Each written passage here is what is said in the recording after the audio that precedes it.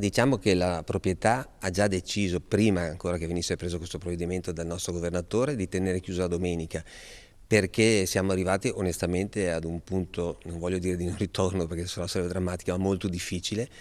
La gente ha paura, la gente è veramente stanca, noi abbiamo dei lavoratori che veramente sono dei professionisti incredibili, lavorano in modo instancabile, con un coraggio incredibile, però sono stanchi, hanno bisogno di riposare, almeno la domenica devono stare con la loro famiglia e quindi questo va oltre qualsiasi tipo di interesse economico. Quindi noi la decisione l'abbiamo presa. Zaia ci ha seguito e non posso fare altro che dirgli bravo, però io devo dire ancora di più bravo ai nostri collaboratori che si impegnano veramente con una costanza, stanno dando l'anima, diciamo la verità, rischiano anche la vita perché bisogna essere sinceri, sono a contatto ogni giorno con un sacco di clienti e nonostante tutto hanno sempre il sorriso.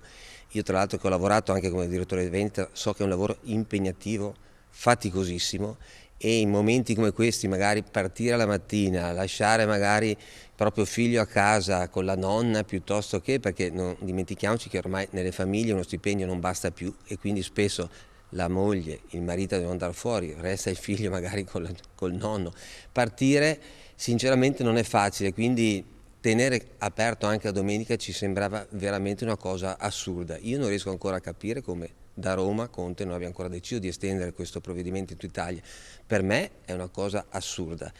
Io dico, quello che potevamo fare l'abbiamo fatto, sono orgoglioso di lavorare per questa azienda e per questi fratelli Fossa che hanno deciso in primis, andando contro una logica economica,